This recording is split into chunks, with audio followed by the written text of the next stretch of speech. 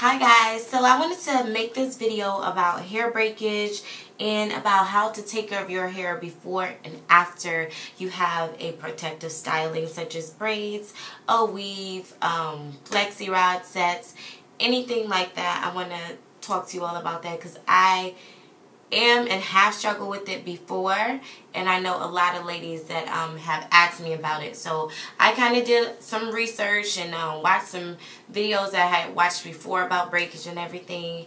And one thing that I found that I really liked and that I actually do now to try to prevent my hair from like breaking and everything like that is 11 reasons for breakage. Okay, number 1 is overstretching. So you know, most natural ladies, they don't like the shrinkage, which I love it. It's so cool to like trick people. They think like you don't have any hair. It's just like boom, yes I do. One thing for a lot of women use for stretching is the banding. They'll put rubber bands or hair ties all down their hair to stretch it, or they have the little clip things that's causing stress on your hair. So I'm not saying that that's a bad thing to do, but to do it and do it in the proper way, making sure that you're being patient with it when it's time to take them out and not just ripping them out. I know I had a bad habit of just pulling out hair ties, not unraveling. You want to unravel the hair because when you're just pulling it out, you're pulling the hair. Okay, so you want to make sure that you're doing it in the correct way. Make sure that you're unleashing the hair or unraveling the hair ties from the top to the bottom and not from the bottom to the top. Okay, the next one is styling on wet or drenched hair. Oh my gosh, when I first became natural, I was obsessed with doing that to my hair, styling it and everything while it was like totally wet, which is like, it's not to say like don't comb it out, don't put it in a ponytail or anything like that, but your hair is most fragile, 1, when it's super wet, 2, when it's dry with no moisture at all. So that's why I don't even finger detangle or anything, comb anything, without first making sure that there is a conditioner on my hair, or making sure that there is some sort of oil or something on it to give it some slip. Okay, so you want to make sure that if you are styling your hair when it is wet, like you're going to put it in a ponytail, don't use any, like, try not to use any combs. Try to use as little tools as possible. Usually what I do is just pull my hair up, I wrap it in a little bun and secure it. Boop, that's all you're going to do, because I know that it can be very detrimental to your hair when you're styling it and it's drenched, okay, with no type of slip to it.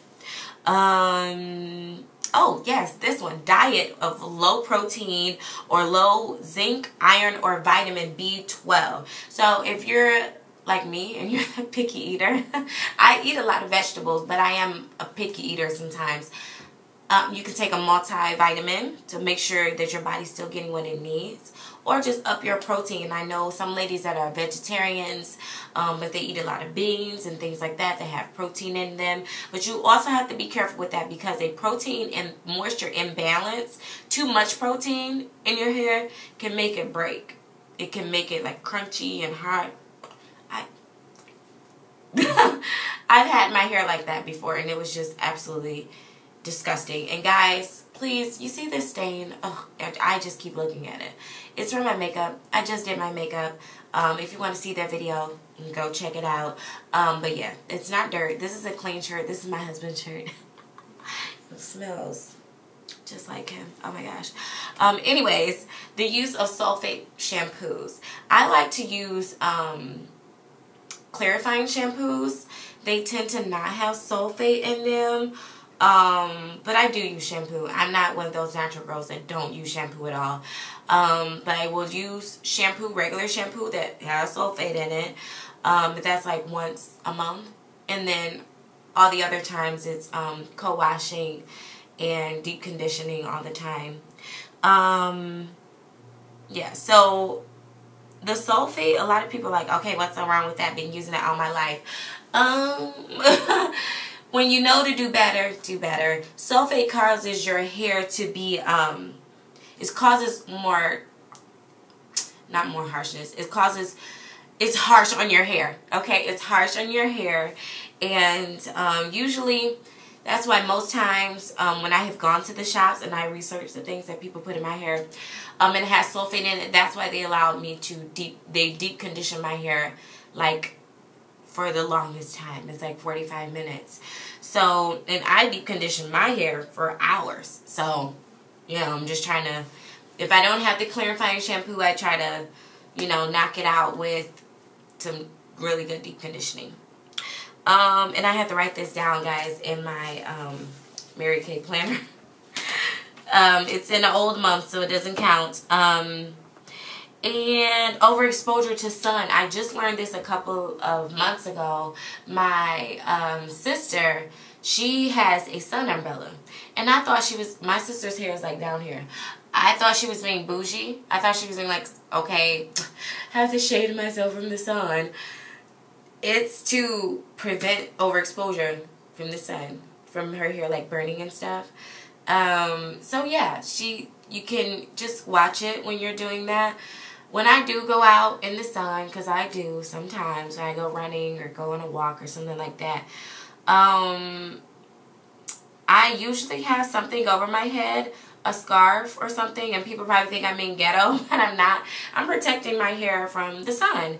Because where I run at this track, it's like open. There's like one section that I'm running at for like a minute that has shade. So other than that, the sun is beaming on my head.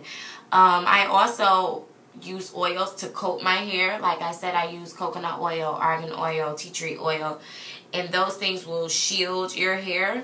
But you should really, you know, try to prevent it, especially in the winter. Of course, we're all wearing hats, and then fall is coming, and I'm going to have on my fall hats. I'm going to look so cute. I can't wait. The use of improper combs. I see that a lot. Like, why are you using that comb? Like, you have all this hair, and you're using a rat tail comb to comb your hair out. No. You should be using, I use this brush. I use this brush after I have finger detangled. After I have used my wide tooth comb, I use that to smooth out everything. I usually, honestly, don't really comb my hair out with combs. I finger detangle. And the next part of being careful with that is if you have acrylic nails, these are not acrylic nails, but if you have acrylic nails, and I've experienced that with these two. You're finger detangling and you're so used to it, you're just going, having a good old time, and snag, you have a lifted nail and it's pulling your hair. That can also cause breakage and cause damage to your hair. Sleeping on cotton pillowcases or even wool coats in the winter. When I wear coats, I have a satin scarf. I also used to sleep in this scarf. Satin scarf is going over the shoulders and it's going to cover, so no matter where my hair falls, it's on satin. And what else? Yep, coats, get some satin scarves to protect your hair from it being laid down on your coat, because that friction, it's just gonna break it off. What else?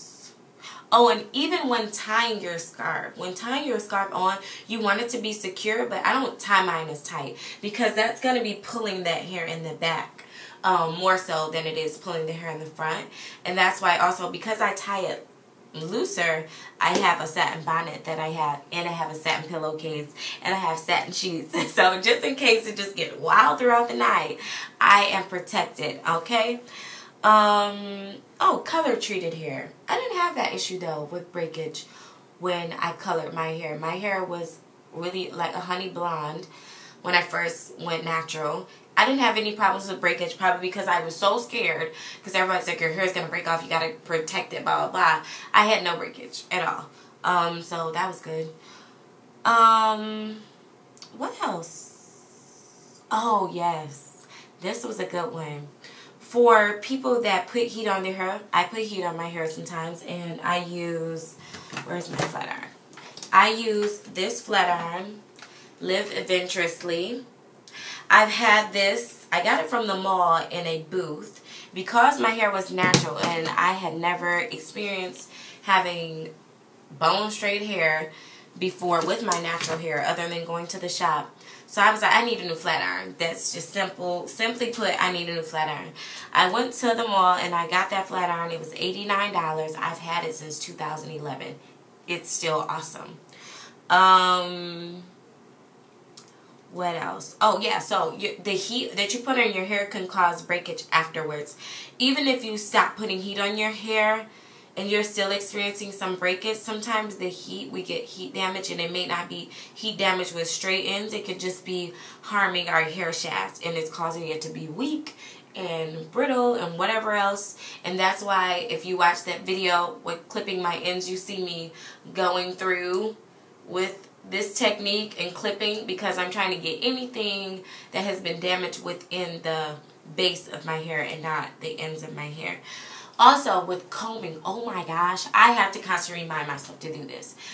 Don't comb from root to tip when you are trying to detangle.